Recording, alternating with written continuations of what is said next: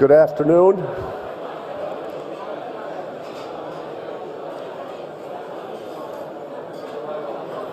We have one change on our schedule that I wanted to bring to your attention. Because of a medical crisis in his family, Professor Joseph Stiglitz could not join us here today, and so Michael Spence will substitute for Joe's presence on the panel, and Rohinton Medhora from the Center for International Governance Innovation will be our moderator. Thank you.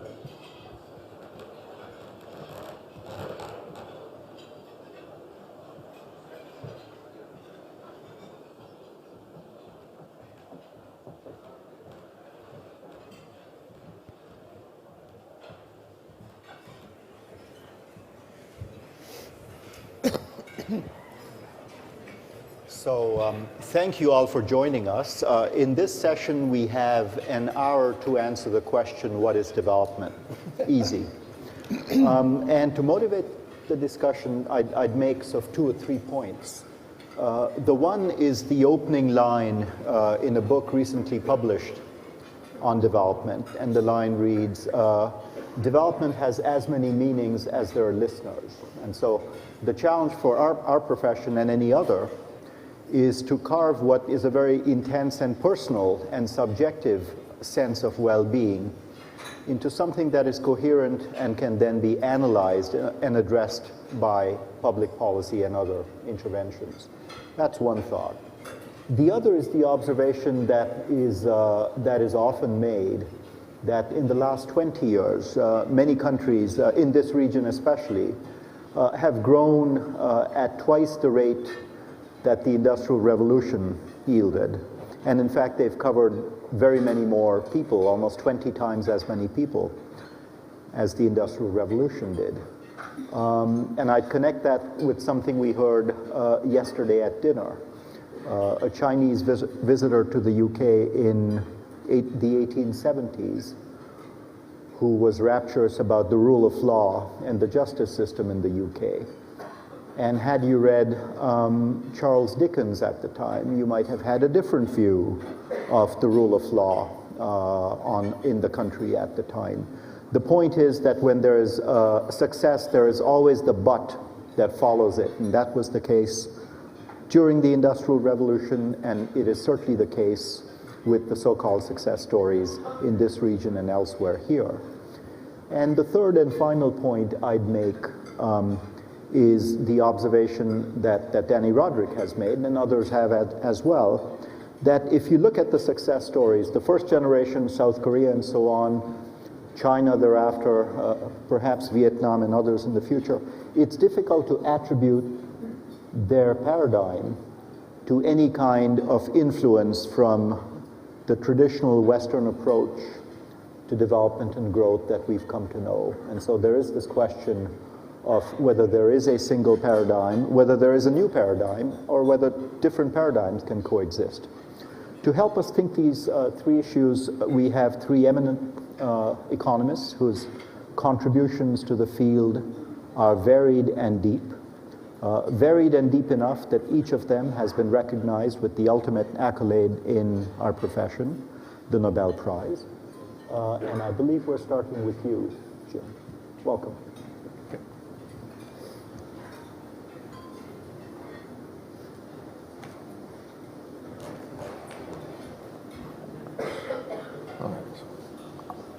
Good thing I got this.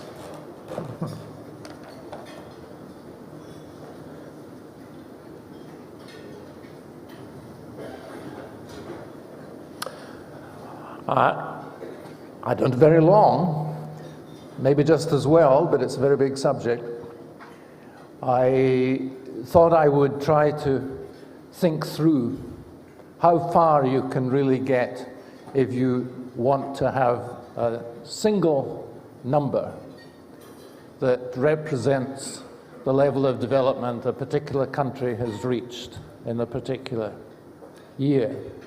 And I'm very interested in this. A lot of people have given a lot of thought to this issue and have tried to do it. And only recently UNDP came out with the latest Human Development Report. And the Human Development Report, as I imagine most of you know, contains an index, Human Development Index. Even better, it has another index, which is the Inequality Adjusted Human Development Index. And that's the one that I will be referring to quite a bit. This isn't a critique of that index. I think there's a lot to be said for it. And on the whole, I'm a supporter, but I think it's interesting to get through it and to appreciate what has proved to be very difficult so far to get into it. But I found straight away when I thought about this that I couldn't restrict myself to one view of what was going on. It seemed to me that straight away there were two possible questions. One was, what good did the economy do this year? And the second question was, how much did the residents of the economy enjoy themselves this year? And it seems to me these two are necessarily rather different. The reason that I get caught up with these two is that, of course, almost all measures are, in a modified sense, GDP-based. And if I ask myself, what is the GDP supposed to represent? Well, then I think it's supposed to represent what good the country did in a particular year. But of course, that seems to me not what most of the time we should be really interested in. And I think the other thing that we're wanting to do, if we try to get some kind of index of the level of development that a country has reached, then we're really talking welfare economics, explicitly or implicitly. People may know I'm always prepared to be quite explicit about this, but it will give the talk a slightly strange flavor, I suspect. So first, what have I got to say about valuing production? Remember, of course, that that includes both consumption and investment. And the investment is there because it will make future consumption possible. Seems to me this should all be measured for these purposes at producer prices. And no time to get into the details of this, but that means, conveniently, that you have already taken account of important considerations like distribution and inequality. At least you have, to the extent that the government has actually determined its tax system with a view to some reasonable ideal. I'm not going to claim that any country, in fact, has a well-defined welfare function that describes how things go.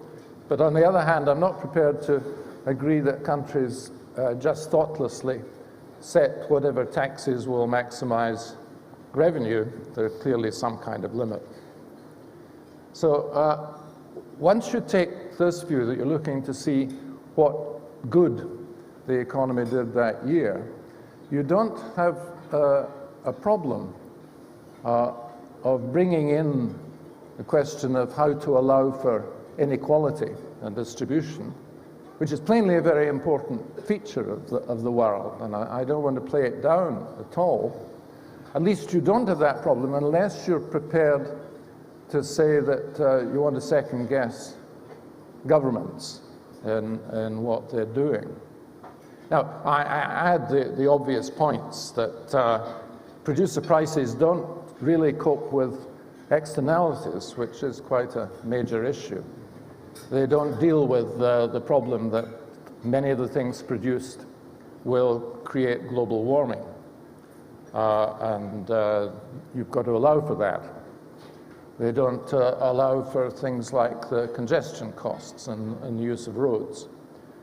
So that should be dealt with, and of course it usually isn't. And perfectly plainly, discovering new resources or dispersing them to the winds as you use them, of course, changes the capital stock. Let's say it is investment. And of course, that should be in there as well. But having got that far, you still have a question, okay, how should you report it? What should the index be? Should it be an index per member of the population? Well, since this is all about production, presumably, it should be per worker or per year of work, which will immediately make you think, aha, you're not really addressing important issues like whether the economy is making jobs available for everybody and making good use of what people can do. But this isn't a measure of what the economy should be capable of. This is a measure of what it did. And I think that is a reasonable aim. By the way, if you're reporting it as productivity, you should ideally subtract services of capital in that year before you do it, but I don't think that practically matters very much. What about the other aspect, well-being? What those working on the Human Development Report have done in doing the inequality adjustment was to use what they call, not inappropriately, the Atkinson measure of inequality, which Tony Atkinson, of course, rightly called the Dalton measure of inequality, which is essentially based on a welfare function. As to say, it's based on the sum of people's utilities. And I'm just, of course, I've fortunately only got a few minutes, so I won't get into justifying and saying exactly what I mean by utility. This is something that we work on quite a lot. And the easiest way of doing that is to use geometric means instead of arithmetic means.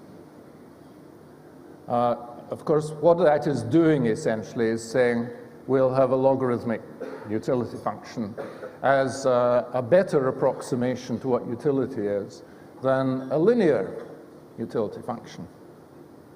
And I think it's plainly much better.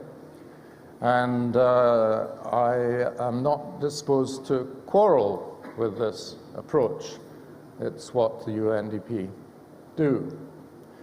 But I do think that disaggregation is needed. And I have to say again that they do that in the Human Development Report. They treat education and life expectancy separately and try to have inequality-adjusted indexes for these as well as for income. But should it be income? Well, no, it should be consumption. I think that makes quite a big difference in your approach to things, even if you don't make any adjustments for inequality. But you see, if you're going to use this welfare-based approach to doing it, then you are second-guessing governments. And it seems to me that's a very worthwhile thing to do, because the purposes for which you set up an index of this kind to show how much people actually enjoy themselves in the economy that year, that is already asking a question that presumably will count as potential criticism of the government policy, something that voters might reasonably be interested in. But it seems to me there should be more disaggregation than just using aggregate consumption. And of course, the trouble is that many measures, I'm sure that will all be much improved by the work of Jim Heckman and others. But so far, at least, when you talk about consumption, it tends to mean rather different things in different countries, depending on the extent to which things like education and healthcare are privately or publicly provided. And we certainly want to include in the measure of individual consumption the public consumption elements as well. And that raises particular difficulties with those things that are definitely public goods, like street lighting in national parks and so on. Well, no time to try to sort that out. But it does seem to me that because of the low substitutability between necessities and luxuries, and actually between many kinds of necessities, that you should be disaggregating between them. No quarrel with disaggregating education and healthcare, but an issue that I didn't have time to mention on discussing GDP was that if you put in a separate index for education, then you appear to be double counting on what's going on there, because of course you've already got expenditure on education in the GDP figure. And you have to give some justifications to why what is spent in education should be different. Now, there's no difficulty here when education is clearly the kind of commodity that is terribly important in smaller amounts and satiates, saturates at a higher level, and is only needed by some individuals within the economy. Seems to me that you clearly don't want to be saying that if a 50-year-old is not doing evening classes, that reduces his education input to very low level in the same way that it would be for a school child. And seems to me that's hard to get right. So I raise this as one of the many problems that occurred to me and wonder what the right answer is. Healthcare. It seems to me using life expectancy as a proxy here is very difficult because of the difficulty in most countries of getting adequate information about life expectancy of people at different consumption levels. And I even wonder whether it's a good idea to treat this separately at all. But I want, before I finish, to say something about how, at least in principle, I think one should bring life expectancy into the whole issue. And there is a fifth item here, which I realized I had failed to put down, but I think is quite important, which is jobs. Because, of course, I think that this is another kind of commodity, or different kinds of commodities, which has to be in the utility function in principle as well as other things. Now, for many jobs, I think it's clear that utility is going to start at a very low level for not having a job at all. Then you increase the number of hours you spend on the job, and utility increases initially. Because it's something where you only have very little time is not great for your self-respect or your contacts or all of the things that working gives you. But of course, eventually the utility function turns down and becomes a decreasing function of the amount of work you're doing. So it's not a utility function of the shape like the other things that we've got here, necessities, luxuries, and so on. But I think that's the basis for saying that producing jobs, ensuring that people are largely employed, is a very important thing to achieve. What I find very difficult to see how to bring this in, particularly an aspect once you start thinking of jobs, which is plain to see but hard to measure, which is the enormous difference in the, I'll call it the quality of the occupation, the quality of the job. It seems to me one of the great things that has happened in economic development is that most jobs are easier to do, more rewarding than most jobs used to be. Of course, many jobs still aren't. I'm not saying that that's universally the case, but at least at moderate amounts of labor input and sometimes very high amounts of labor input, the way you spend your time working is a great contribution to your welfare, to your utility, and therefore ought to be in along with everything else. Well, finally, what about life expectancy?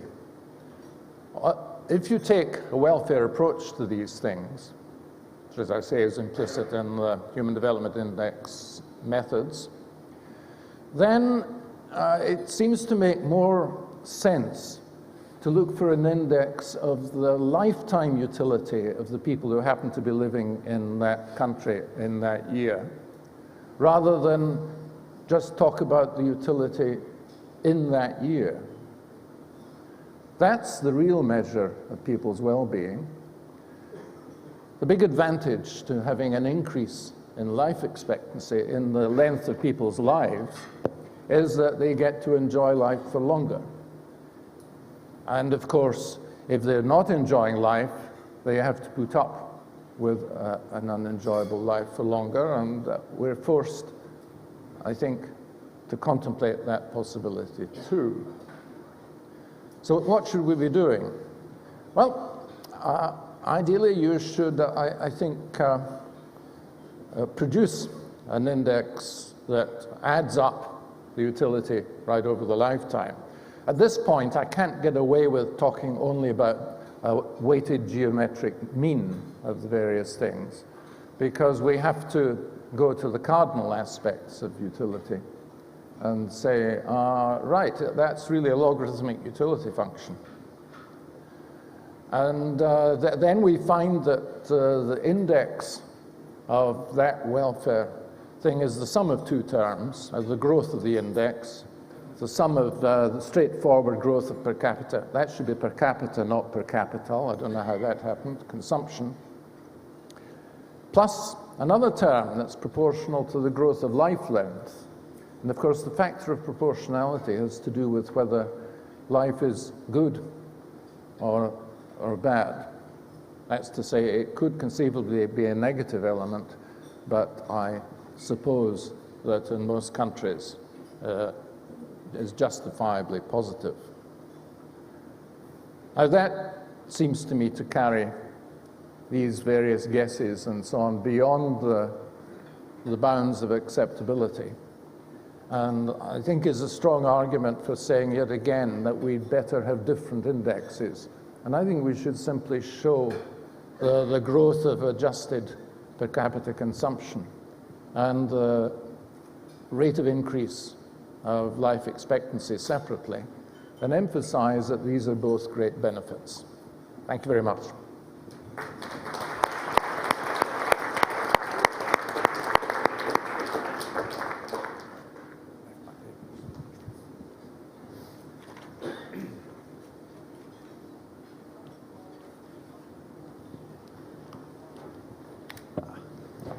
Okay, thank you. So it's been remarked already at this conference, and will be remarked again, that economic growth and development inevitably involve dislocation and change. Social change is the rule and not the exception. And so it's a natural topic for INET to engage in, because it simply engages us more than just in the standard measurement, as we just heard about economic growth, although the GDP measures are important. But when we think about a more inclusive measure of life and the value of life and the quality of life, we are challenged not only to think within economics, but outside economics. And so when we look specifically at inequality, we know and we study it in many countries associated with development and even associated with stagnation, that this inequality is multidimensional. But it's also important to understand that when we think about inequality, we also have to think about growth. So I think INET, through the Human Capital and Economic Opportunity Group, which Steve Durlov spoke about earlier, and of which we heard several reports earlier in these sessions, is working with leading Chinese scholars and scholars of China to understand the process of development and to understand inequality and to devise effective policies to understand and combat inequality and promote at the same time economic growth. I should point out there's always a danger of somebody coming into Hong Kong or to China and giving advice to the Chinese. I think the Chinese economic planners over the last 30 years, in fact, have been very wise and very honest in many dimensions in addressing these problems. We know that there's an inherent pragmatism in Chinese thinking. In fact, I was struck several years ago traveling in China, in the area of China. There's a famous Confucian Academy in Yulin, which has over the door, "Stick to the facts." And I think that has been essentially the policy which many Chinese economists and Chinese policymakers have taken. And I think it has a lesson for Western economists and even for INET economists that there is something to be said for the science of muddling through, as Charles Lindblom said, and it seems like the Chinese have embodied that, although there's plenty more to muddle through to gain some advantages. So what I want to talk about is some of the work that we're doing about looking at the mechanisms that promote economic development and growth, and at the same time that reduce inequality. And I want to talk about the work of the 8 CEO scholars in developing this network, both inside and outside of China, for understanding the growth process. But first of all, I think when we talk about inequality, and I want specifically to talk about inequality in China because this is what I think is relevant and it gives a certain specificity, is there's no question, and you don't need me to say this, that the rate of growth has been spectacular over the last 3 decades. And even the most pessimistic accounts issued by the Development Research Foundation a week or two ago suggested that in the future, maybe the growth rate would slow from 10% per annum to mere 6.5% per annum, which many Western economies would die for if they could achieve.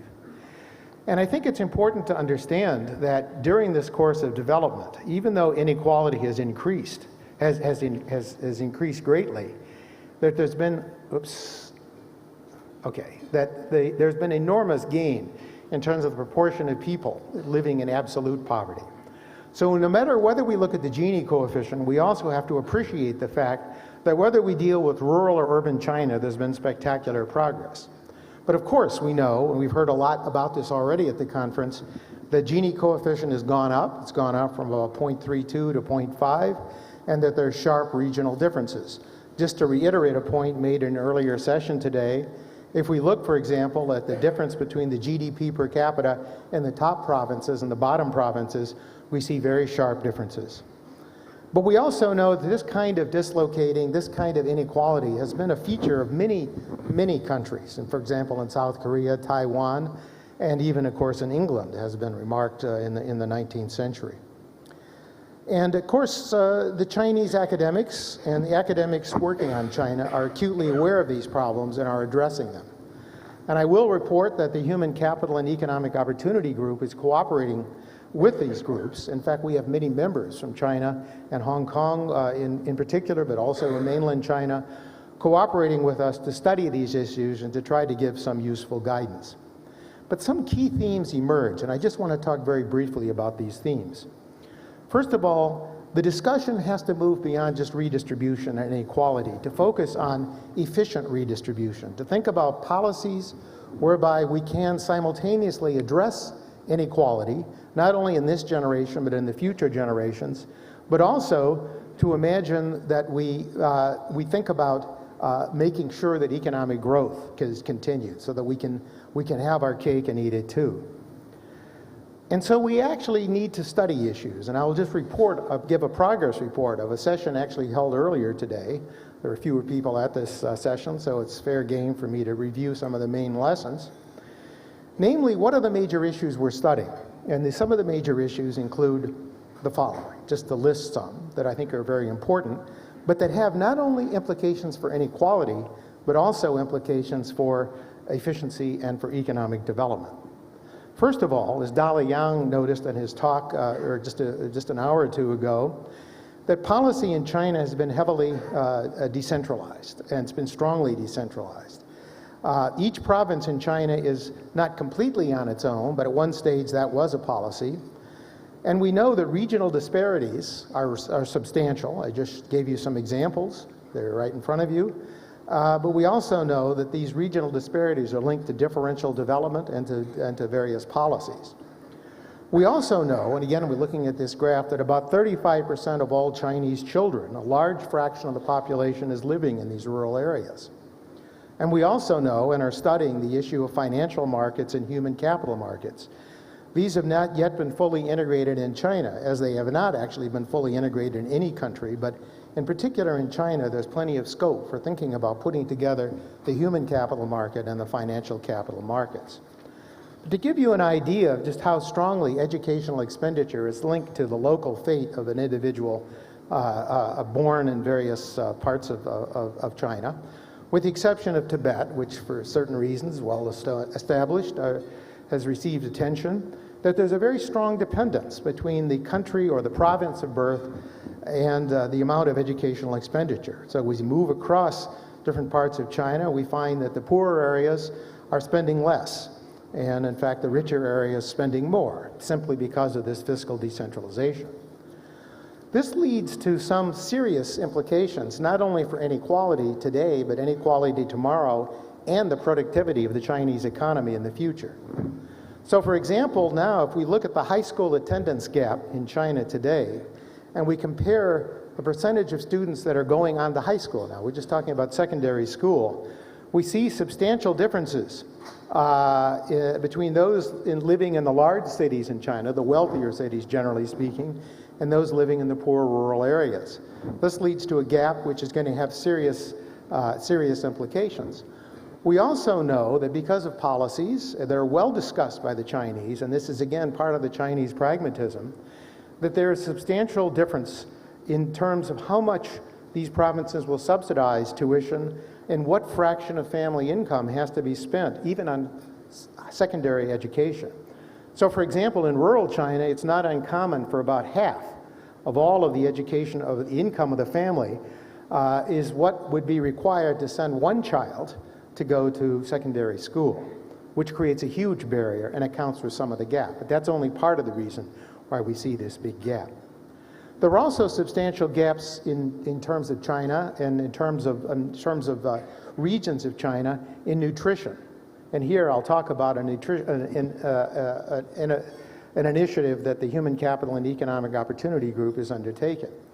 So for example, if we look at the incidence of anemia, we can see, this is from work of an HCEO member, Scott Rozelle, that we see substantial differences in the interior region. 20 million school-aged children are estimated to have anemia.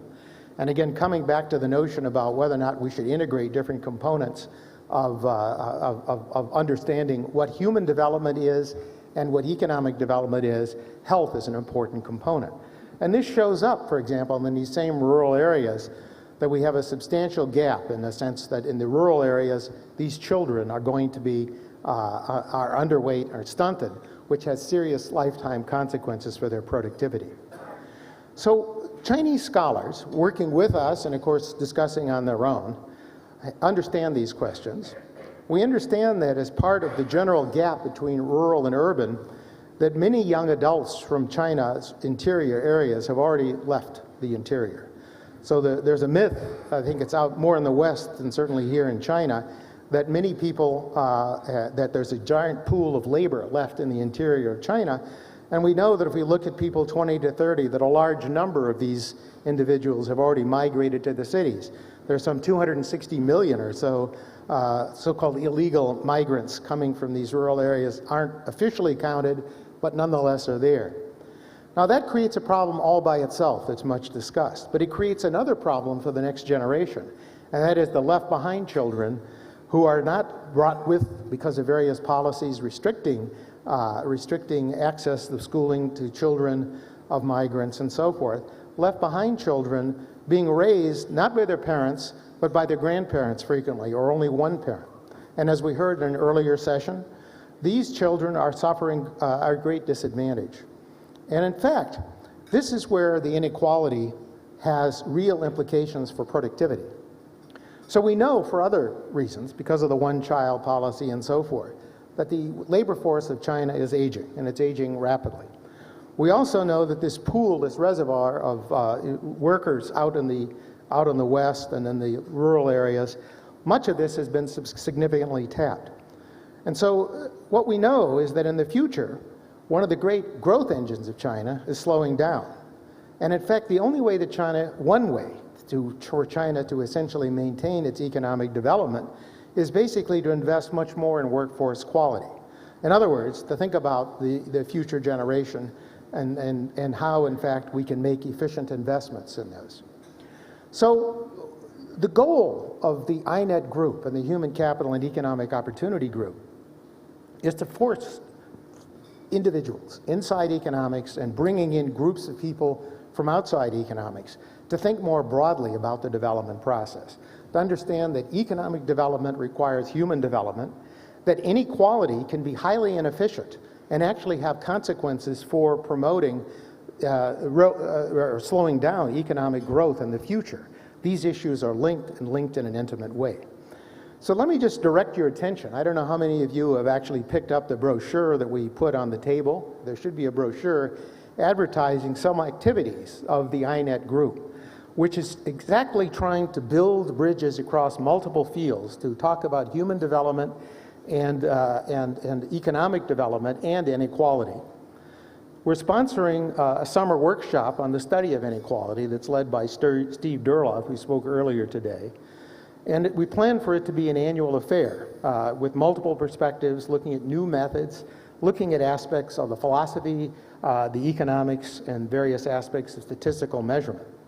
Secondly, there's going to be a conference held in June this year in Beijing on inequality.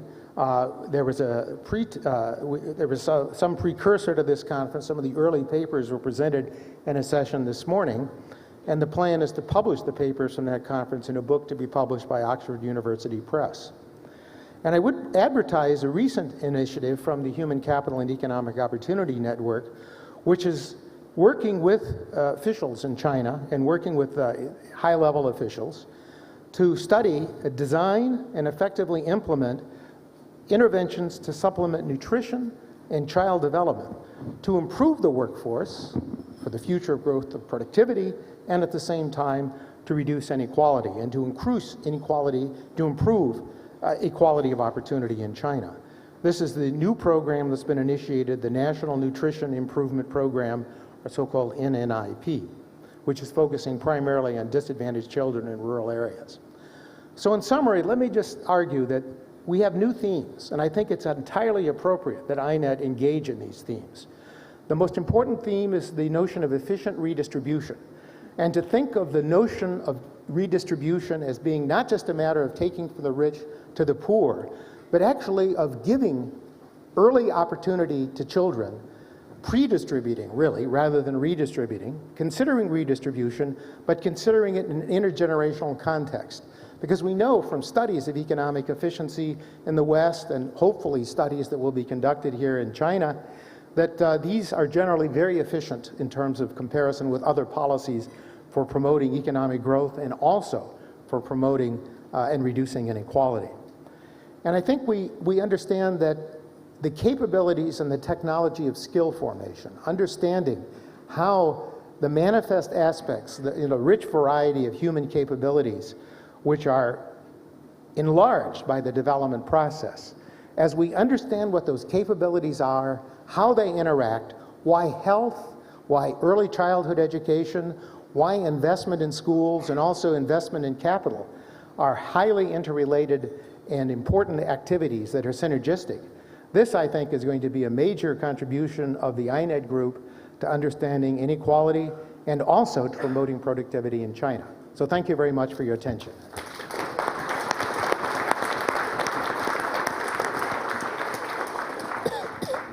Michael. I guess, first of all, I want to apologize for not being Joe Stiglitz. I'm sure he would have made a major contribution. And when I read the title of this session, What is Development, I thought, my God, that's pretty broad. I'm glad I'm the moderator. That didn't work either. So I'd like to say some things I think are quite complementary to what Jim and Jim have said. But let me start. Rohinton, for many years, effectively led, had various roles, and led an organization that was built in Canada, initially funded by the government, called IDRC, International Development Research Corporation. And its focus, way before its time, in a way, was to promote not just development, but to promote research and knowledge transfer and practical, applications of knowledge in the development context. And my brother is a development economist, spent much of his working life in IDRC.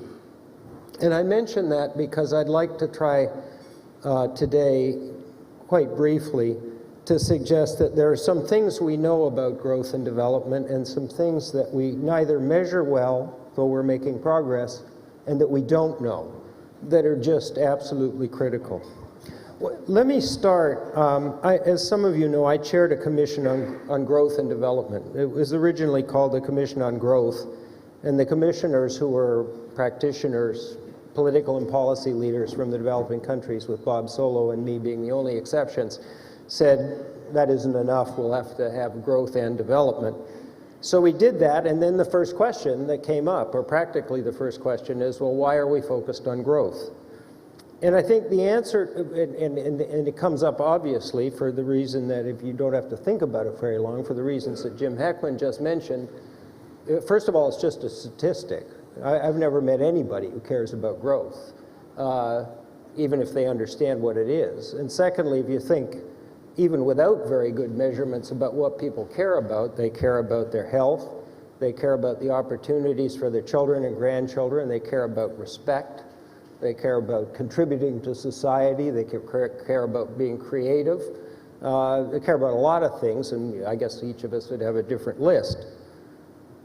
And we ended up, nevertheless, focusing on what we called inclusive growth, which was meant to capture, at least conceptually, the notion that the distribution of the benefits mattered, for two reasons. One, it's hard.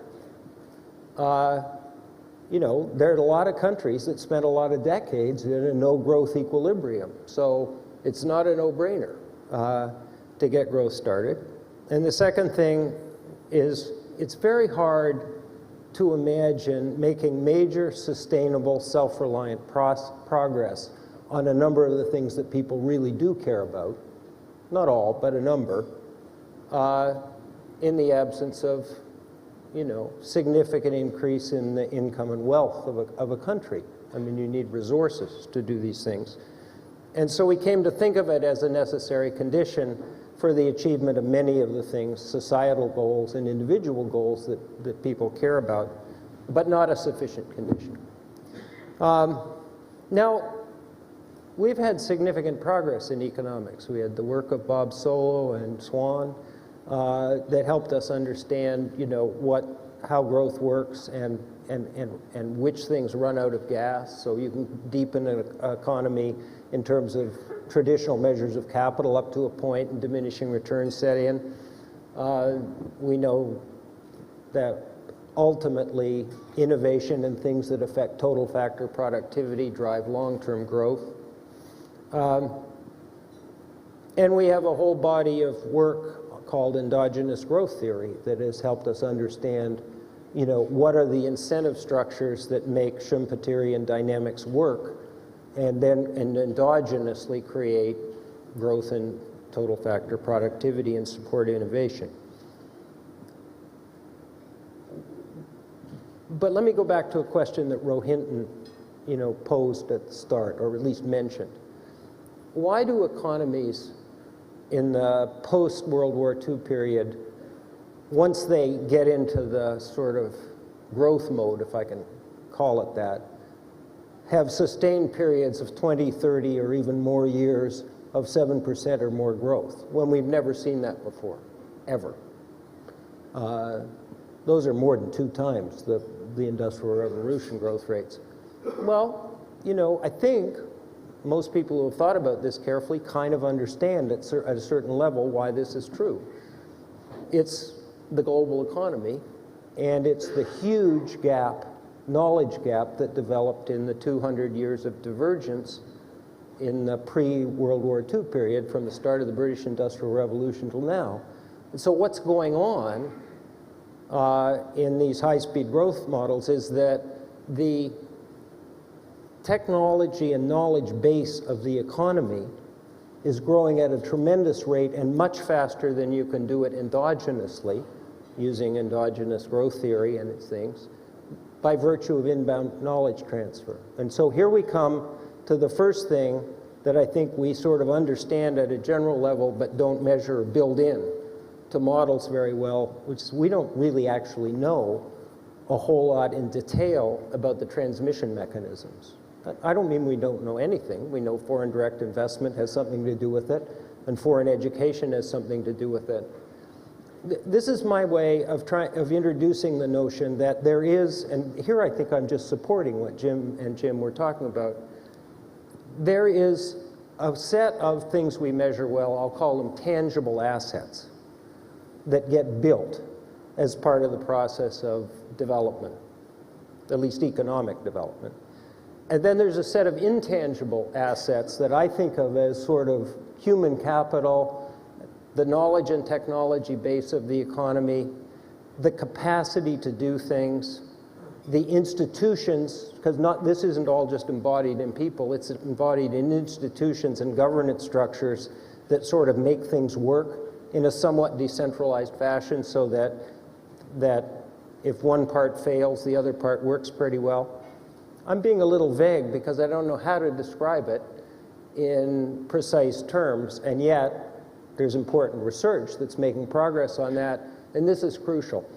I was asked at one point in the Growth Commission work by one of the participants in the many workshops we had, if you had the following somewhat unrealistic choice in a particular economy, which would you choose? And the choice was fairly broad-based destruction of physical tangible assets, like infrastructure and plants and stuff. That's one choice. The other one was amnesia, total amnesia. You forgot everything you learned, and the institutions couldn't remember how to do their business. Well, I asked Jim Heckman this question before. I mean, it's a pretty easy question to answer. Most people will take the destruction of the tangible assets as opposed to this other thing. And this other thing is the underlying core of what it means to be a modern economy. Now, the research we do have, I think, is pretty important on this dimension.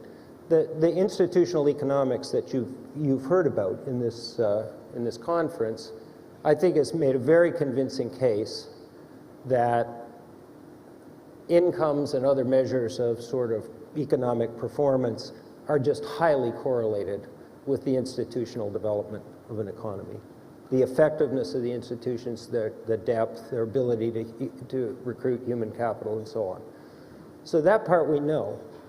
So what's the part, and we know that human capital is important. I mean, from Jim Heckman's work, including what he just described, I mean, that's crucial. It doesn't always show up in regression analysis because the components of economic growth and development, the critical ones, are highly complementary. So even if you've performed well on one dimension, like human capital building, if another one, like the governance effectiveness of the economy, fails, you'll get bad performance even with, they're not substitutes at all.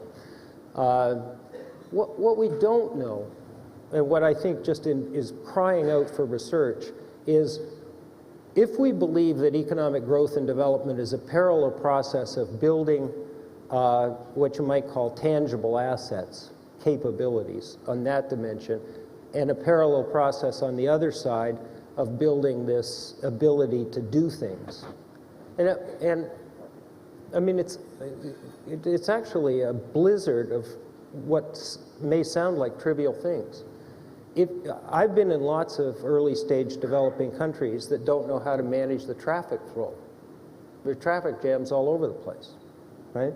I mean, you might say that's a trivial example, but when you think about a modern, society, an economy functioning, it's hundreds and hundreds and hundreds of these abilities to do things effectively.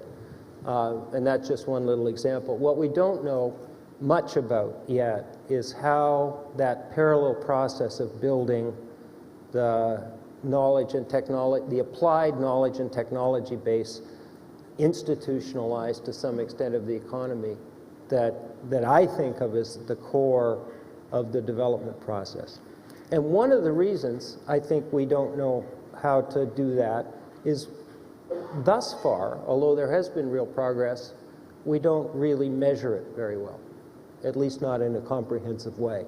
I mean, when you think of the models that we have, they contain variables which we vaguely assume we can attach measures to.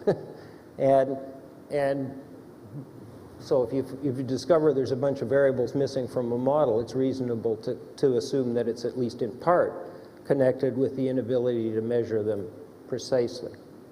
The one other thing I wanted to chat about, just by way of trying to contribute pieces to this, has to do with well, really two things. One is, and I think it's political economy and leadership I want to talk about. So let me go back to a remark I made before. It's just very striking that at any point of time, if you look at the 85% of the world that lives in developing countries at various stages of development, you will discover a set of countries that are in what I'll call a no-growth equilibrium. And you'll discover another set of countries that are in a very different pattern, many of them in a sustained growth pattern of some kind. So why? This is partly what Asimoglu and Robinson were trying to get at. Why? I mean, it can't be. So well, anyway, I've spent a bit of time thinking about this, and I think I cannot convince myself that there's an economic trap, largely because I think there are counterexamples. I mean, there are poor countries that with relatively little external assistance invested their way with appropriate governance structures into a pattern of sustained growth. And there are other countries that are in this equilibrium and then for some reason get shocked out of it. But I do think there's a political economy trap. And that's the other thing I wanted to say this morning. In addition to this work on institutions and getting at the intangible assets that are the core of what's being built in the course of development, I think the political economy work is just tremendously important.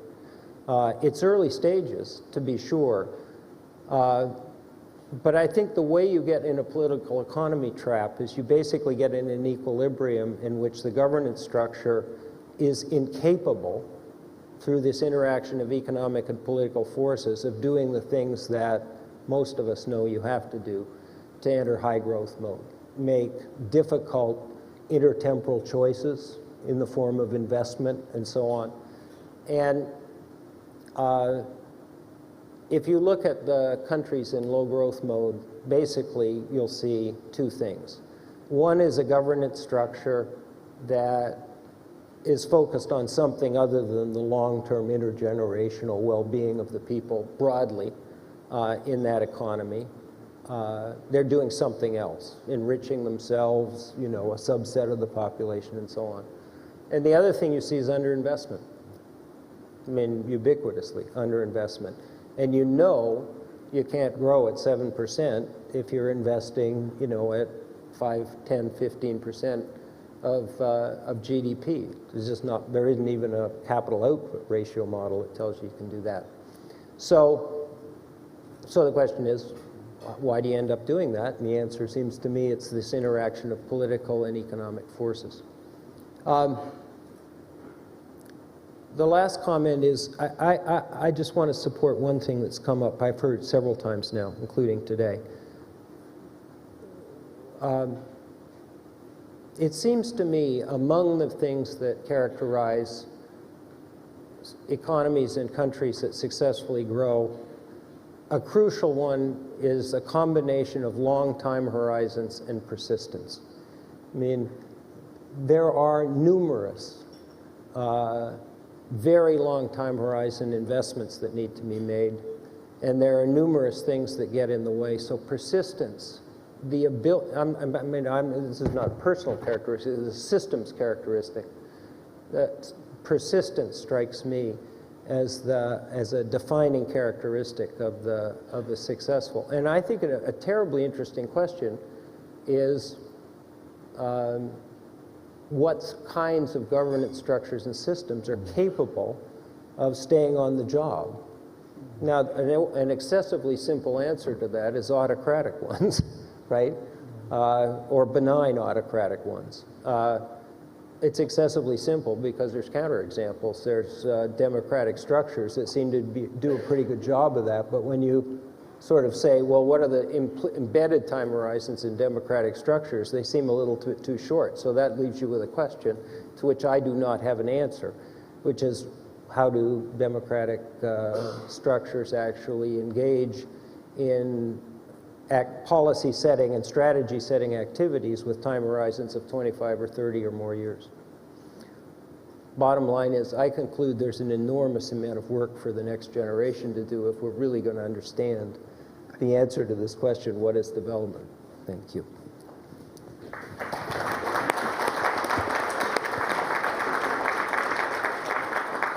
So thank you all. Before going to you for questions and thoughts, one question to each of you. It is striking how much more prominent inequality is in the discourse on growth and development. And it's not just something carpers bring up. It's fundamental to us understanding success and failure. And we've heard both yesterday and today that if each country were a person, the world appears to be becoming more equal. But with the exception, perhaps, of Latin America and Brazil especially, and that's honorable, inequality within countries is worsening. My question is, as a stylized fact, do you buy that, and what do you make of it, particularly for factor mobility across countries and within countries? Start with you, James. Right. Quickly, I do want first to raise a doubt on that question, something I didn't feel I had time to get into when I was talking, is the measuring the rural-urban differences. I mean, one of the things you have to observe, you can see it in China, but it's not only China, is that people are paid a lot more in the urban areas than in rural areas. So we say, well, yeah, that's inequality, right? But we do have to ask why. And one possibility is that it's so much more expensive to live in urban areas that you're not going to be able to get people to come to them.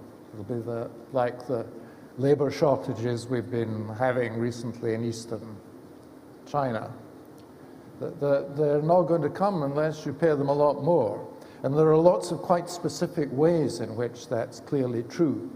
Housing and the cost of commuting from work to your home are big costs in urban areas and small costs in rural areas. It's not the only one. So there are lots of things that suggest to me also that the attempts that have been made to allow for this in measuring inequality in China, which do show that you've got lower inequality once you allow for it, are still inadequate. They haven't gone the whole way. They haven't, in particular, taken account of this question of why incomes are so much higher in urban areas. Now, I certainly think that there's considerable inequality between the shall we say, the children of high cadres and the ordinary workers. So I'm certainly not saying that inequality isn't a problem, but I don't think we know whether inequality has been increasing if you measure it right. I think that's a bit of a question. Thank you. Jim?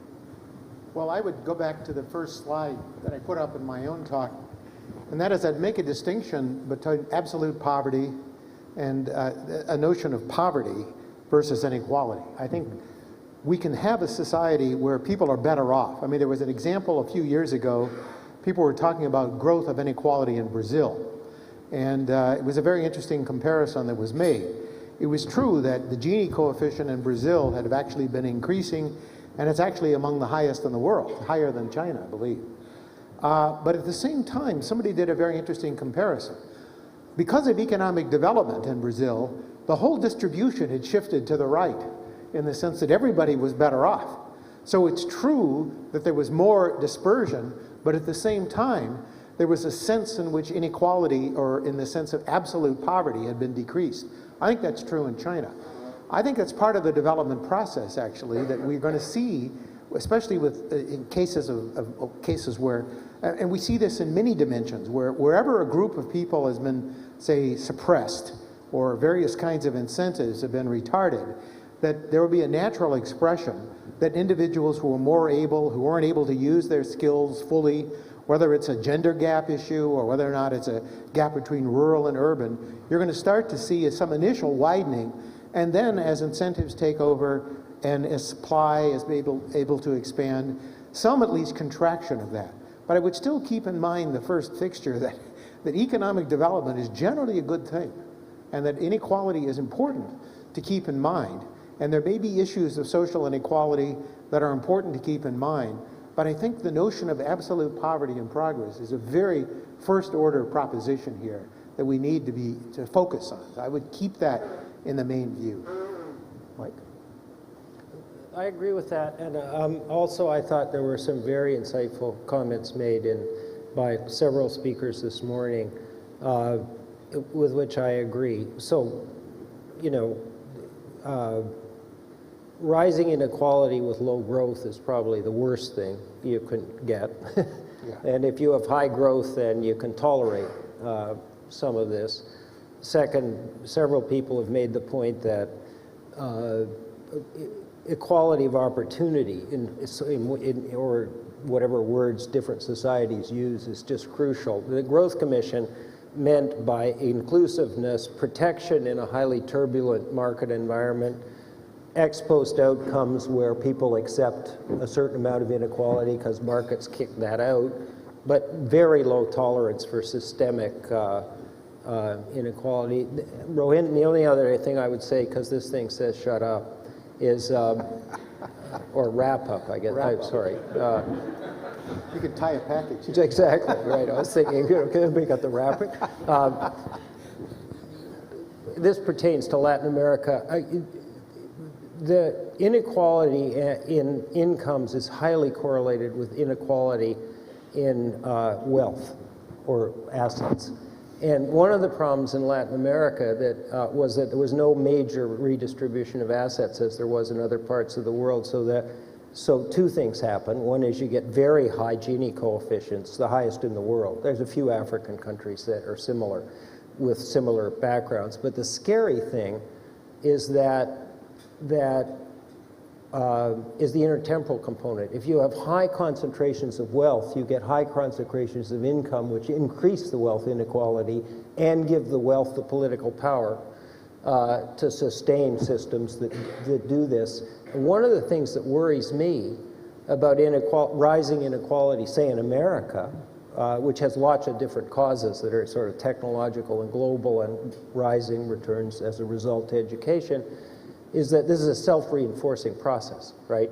I mean, you get higher and higher concentrations of wealth, and then you start to get higher and higher levels of influence in the political system and so on.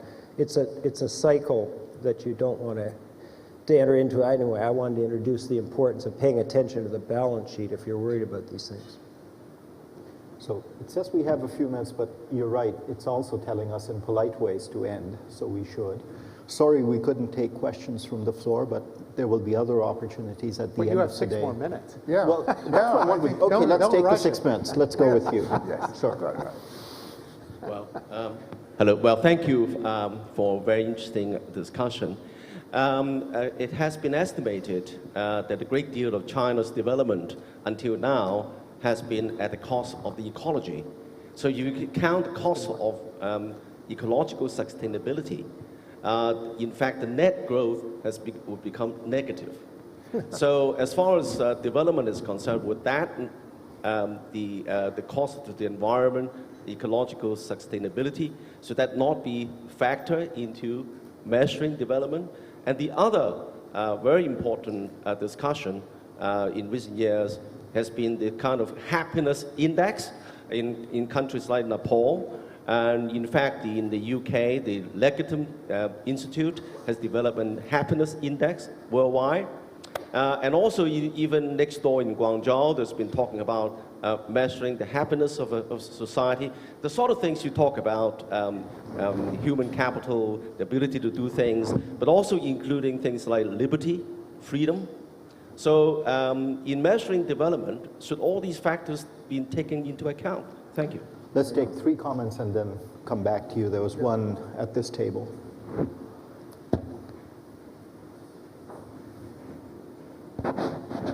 Yes.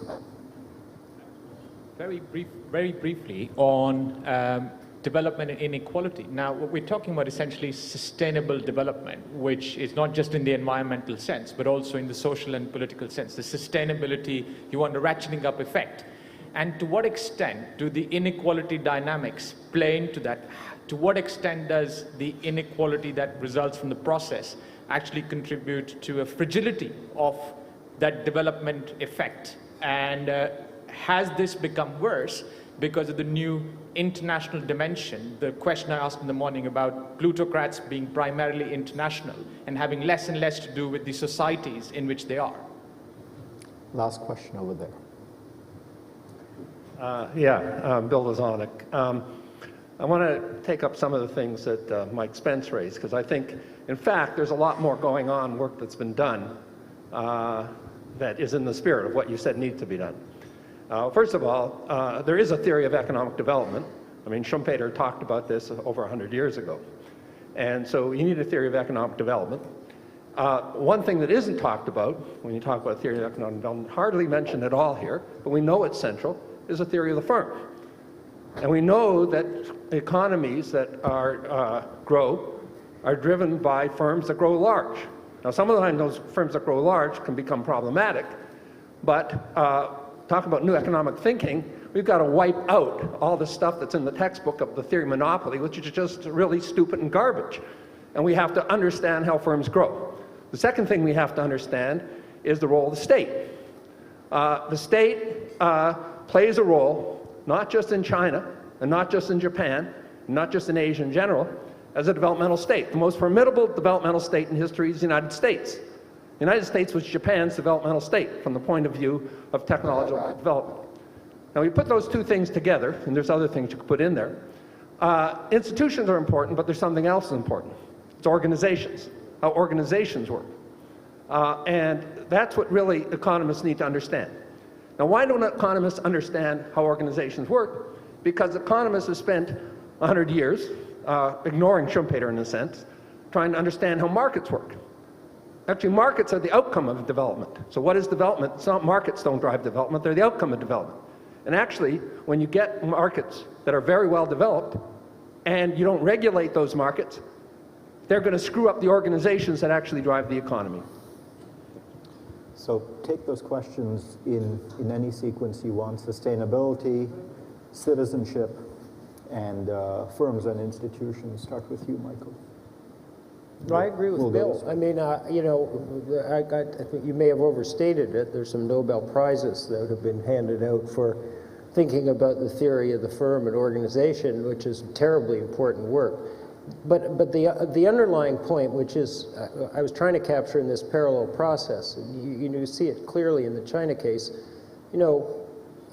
markets and market institutions are part of the development process. That's true, as are organizations and so on. So I just, by way of agreeing with that, so it's a blizzard of complexity, but we're trying to fill in those gaps. But if you start with the frame of reference that, you know, you don't have one thing come first and then the next thing. You don't start. If you imagine in China, if you got up, you know, one morning in the early 1980s and the economy's overheating a little bit somewhere, and you thought, well, I'll do what, you know, Ben Bernanke would do, and that is raise the interest rates. Well, you know, the truth is, you know, an economy dominated by state-owned enterprise, completely dominated by state-owned enterprises that borrowed from government entities and banks. And if you raised the interest rate, they couldn't care less. I mean, it was a completely ineffective, you know, mechanism. And over time, it's a more market-like economy and what we think of as advanced macroeconomic tools. I just give it as an example, Ben. The Chinese have been fantastic at figuring out pragmatically what they need to do in what they call transition economies. That is, economies that are building these institutions, organizations, and capabilities. And Sony, the way we thought about this issue on the Growth Commission is that especially in the area of systematic exclusion or absence of equality of opportunity, it wasn't just an ethical issue that something really bad would happen, like violence, you know, political instability or so on, that completely disrupted the growth and development process. So I'm not saying this is the truth, but for us, ignoring it was essentially to take great risks with the strategy itself. Jim? Okay, there are actually three questions, and I'll try to be very short, but I follow up on one point that Mike made, and I tried to make this as well. And I just restate it. And that is this, I think one of the benefits of the Chinese experience is they didn't follow any particular economic theory. They in fact followed their nose. They did more or less stick to the facts, and they experimented. There was an intrinsic pragmatism, and there's been a tremendous amount made by the Chinese scholars that at a time when the Washington Consensus was widely heralded as being the hallmark of successful economic development, they ignored it and went their own way and tried. I'm not saying everything was perfect, but they actually did start looking at the facts, and I think that's an extremely important thing. So that's the Charles Lindblom sort of art or the science of muddling through. I'm not sure it's a science, it's just more or less pragmatism. So I think the common sense of the Chinese people and the Chinese government has been to kind of try to stick to the facts and learn and iterate. My own personal experience has been that in fact there really is a mode of experimentation, willing to try. There were experiments being conducted in China that we never even hear about, that governments have access to, that they learn. It's an experimenting society in some ways. So I think that's really the model. So I wouldn't say, and in fact, one of the themes that I hear in INET is the notion that somehow we need to replace one theory with another theory. I think another thing that we could replace is put some facts on the table first, and then start developing the theory to actually look at those facts. So I would offer that as at least a parallel and useful supplementary vision. In terms of the point about capabilities that was raised, I think that's what Jim Mirrlees was talking about, and it's been the work actually of the INET group, the Human Capital and Economic Opportunity Group, measuring multidimensional aspect of capability. It's not just income, it's not just health, it's not just psychological well-being, it's this whole vector of dimensions. Now, as Amartya Sen has pointed out on repeated occasions, that's a non-trivial problem. You're now no longer comparing a number, you're comparing a vector, and that leads to a lot of technical complications. But I think it's something that nonetheless is being addressed, and I think we do have a multidimensional thing. The point about dynamics, I think, is extremely important. I think even though we've had Schumpeter around for 100 years or so now, at least the theory of economic development, that we still haven't come up with an adequate formalization of that. And I'm not sure that we ever will, in some sense. There's a certain aspect of creativity and a certain aspect of dynamism. Ned Phelps talks a lot about this. I am very sympathetic with it, but there really is some sense in which the creative process is something we haven't fully understood, and I don't think it's going to be a simple matter of a little more highly nonlinear dynamic model. I think there really involves a sense of individual agents interacting and structuring each other. And the final point I would interpret as a social capital point. We think about institutions. I completely agree. Whether we're talking about Italy, 1400s, whether we're talking about US or Africa, we have to really think about that. And that's really going back to the Washington Consensus point. You have to somehow think about how institutions are formed. It's how societies are formed, how individuals interact. I think we're also at the beginning of that, but we are. Steve Durloff has worked on this, and others are working on it in the INET group. And I think this is the challenge, but we have to think beyond just the sense of saying, here, I would go well beyond Acemoglu and Robinson. I remember the presidential address of Arthur Lewis, whose student I was at Princeton, and he talked about, well, what was the successful model of economic development? Well, he talked about governments that were led by sergeants, governments led by colonels, governments led by generals. That was a little disappointing, even though I have a great respect for Arthur Lewis and learned a lot from him.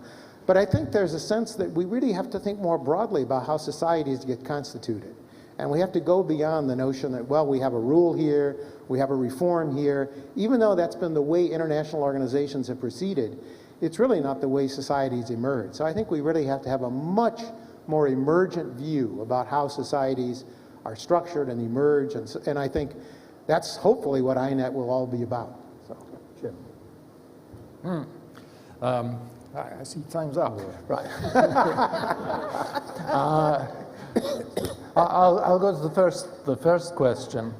Of course, it was a rhetorical question. It should be, as to whether we should take account of these happiness measures and of damage to the ecology and the resource base and so on.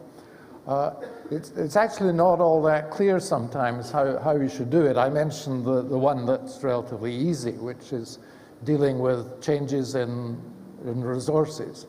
I believe that the calculations that were done that show or appear to show that growth was negative rather than positive in some of the apparently fast-growing countries really didn't give enough credit to the discovery of new resources. That's to say they didn't do anything about that. They assumed that it was all about bringing in negative elements.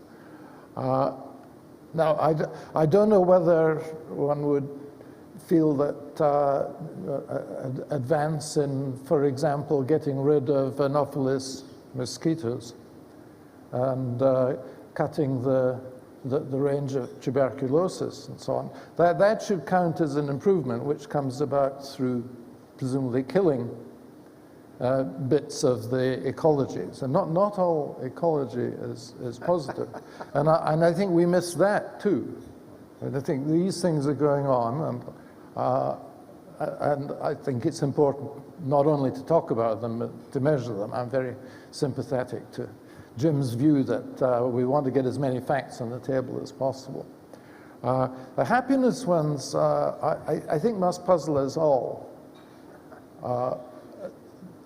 If we have memories of what it was like earlier. I mean, we shouldn't be too puzzled that you don't get big increases in happiness indexes from income increases. The surprising thing is that when you compare across countries, you sometimes get very big differences. Answers from people who are apparently living pretty much the same kinds of lives. So I just think there are a lot of puzzles here. The remark I usually make on this is, people get asked in a lot of the happiness studies, not in all, on the whole, how satisfied are you with your life these days? And it seems to me that it's not very civilized to say I'm terribly satisfied. And I think most people would think that this is not at all the same thing as happiness. So I think that it's possible to ask. I'm not saying that people who've done these studies didn't think pretty hard about what they were doing and they try experimental stuff, but I don't think it's in a state to be taken really seriously into attempts to measure what's happening to the world. Well, thank you. Time is indeed up, and we've had a very rich discussion on a complicated issue on which, if we asked you how satisfied are you with the answers, we'll let you determine that for yourself. But that's the nature of development. How happy are you with this? Thank you all. That was fun.